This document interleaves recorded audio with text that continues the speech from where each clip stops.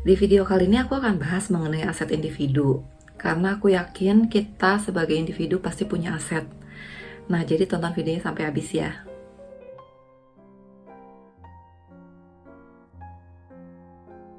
Hai, balik lagi di channel Sansan Bukan Wawa. Selamat tahun baru buat yang nonton. Semoga di tahun 2021 ini kita bisa dapetin apa yang kita inginkan dan apa yang kita cita-citakan. Dan semoga semuanya juga selalu sehat. Oke? Nah, di video ini aku ingin bahas mengenai aset individu. Tapi disclaimer dulu ya, aku nggak akan bahas mengenai aset dari sisi akuntansi yang mungkin lebih tepat diterapin untuk perusahaan atau badan usaha, tapi lebih untuk individu. Karena aku yakin secara individu kita pasti punya aset, walaupun masih kecil atau masih dikit, dari contoh yang mungkin aku akan sebutin nanti gitu ya. Oh ya, buat yang belum subscribe, jangan lupa klik subscribe dan nyalain lonceng notifikasinya ya. Jadi aku makin semangat bikin video. Oke?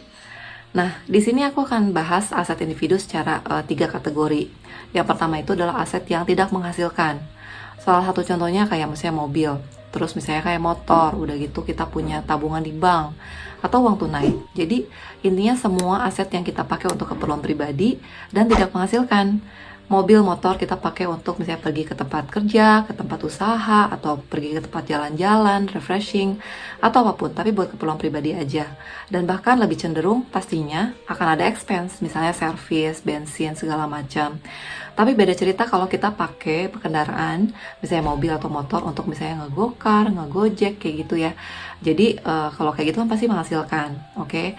Nah, terus kalau misalnya tabungan di bank, kita mungkin dapetin bunga, tapi bunganya juga nggak seberapa, bahkan akan kegerus sama biaya administrasi. Tapi mungkin ada beberapa bank yang biaya administrasinya itu free, ya jadi mungkin akan berasa ada plus lah walaupun sedikit banget.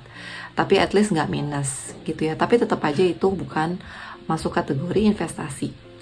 Kemudian kalau uang tunai, kita punya penghasilan bulanan, kemudian kita pakai gitu ya, tiap bulan ada budgetnya buat belanja. Nah, kita taruh misalnya uang di rumah gitu kan, di dompet lah, di lemari atau di brankas, sesuai budget yang kita udah tentukan. Dan mungkin untuk keperluan kayak tadi belanja atau keperluan apa, misalnya mendadak nih malam-malam butuh, daripada harus ke ATM misalnya jauh gitu kan, ribet, ya jadi kita bisa ambil dari uang tunai yang kita taruh di rumah. Itu kategori pertama ya, yang tidak menghasilkan.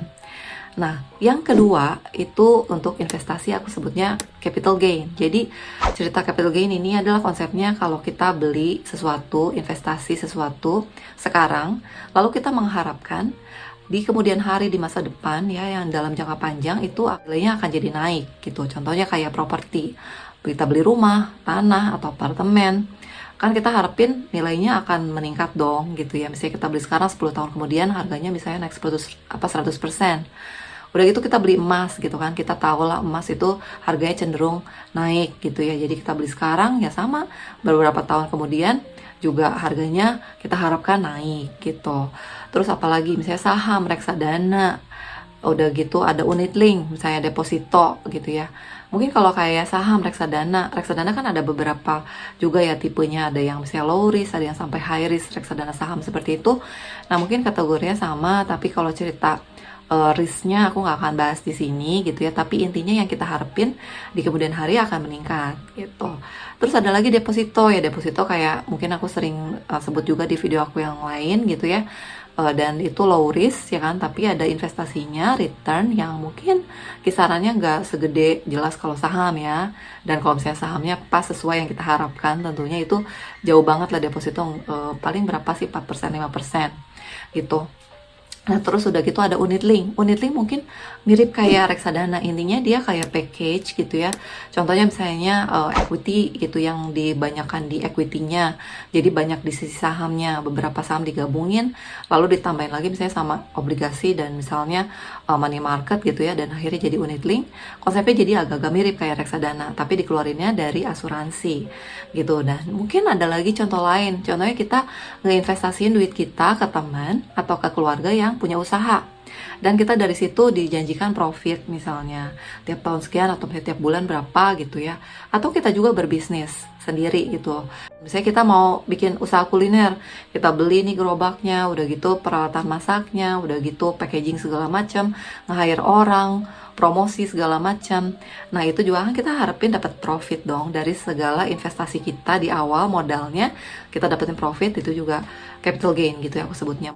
Mungkin ini intinya nggak persis kayak kalau kayak emas gitu yang properti jelas gitu capital gain yang kita beli sekarang lalu di kemudian hari kita bisa jual gitu ya dengan harga yang meningkat. Tapi kalau misalnya berbisnis ini kan kita dapetin profit juga, kita harapin dapat juga keuntungan di kemudian hari. Itu yang kedua. Nah, kalau yang ketiga ini adalah investasi diri. Investasi diri kayak apa sih? Skill atau kemahiran, pengetahuan, dan kesehatan.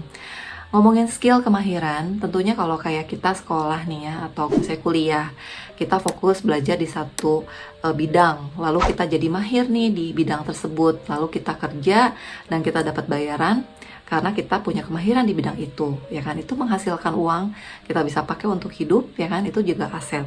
Kemudian kalau misalnya kita juga punya knowledge, kita belajar gitu ya, terus mengasah pengetahuan kita dan kita memperlengkapi skill kemahiran kita dengan pengetahuan yang kita miliki, itu akhirnya jadi nilai plus. Dan tentunya kalau misalnya kita juga sejalan nih misalnya skillnya di bidang apa ekonomi, pengetahuannya juga di bidang ekonomi, tapi memperlengkapi itu semua dan akhirnya kita jadi punya nilai lebih. Dan mungkin kalau kita kerja di perusahaan juga akan ngelihat kita sebagai orang yang berdedikasi dan mungkin kita jadi karirnya juga jadi meningkat gitu ya. Kemudian aku ngomongin kesehatan.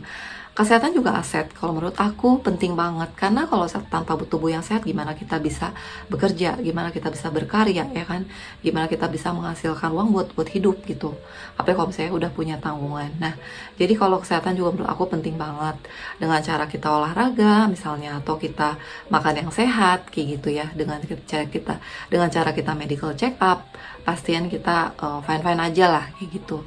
Nah investasi diri ini mungkin nggak yang sesuatu yang bisa dilihat secara fisik gitu ya, lebih ke intangible gitu ya, yang nggak nampak tapi sebenarnya nyata gitu, dan itu juga penting gitu ya. Nah kalau lihat dari 3 kategori ini, yang pertama yang tidak menghasilkan, barangnya ada gitu ya, aset tidak menghasilkan. Lalu yang kedua investasi capital gain ya kan, ada yang barangnya ada kayak emas, properti, ada yang misalnya hanya berupa digital aja gitu ya, itu kayak investasi saham seperti itu. Jadi sebenarnya hubungannya apa sih aset sama investasi? Ya investasi itu bagian dari aset. Kalau kita menginvestasikan uang kita untuk jadi apa ya, jadi aset ya kan. Ibaratnya kalau disuruh ditanya, aset kamu apa aja sih? Kita sebutin lah semuanya, ada uang tunai, dompet berapa gitu kan, ada di brankas berapa, lalu ada deposito, ada saham, ada rumah ya kan. Semua ini kita sebutin, termasuk ya kayak tadi ya, dimana badan kita yang sehat juga, kita punya skill, pengetahuan gitu. Jadi ini pembahasan mengenai aset secara individu. Kalau kalian merasa video ini bermanfaat, kalian suka videonya, jangan lupa like, komen, dan share video ini ke teman-teman kalian. Dan buat yang belum subscribe, jangan lupa klik subscribe dan nyalain lonceng notifikasinya ya. Aku juga open untuk ide-ide next video aku.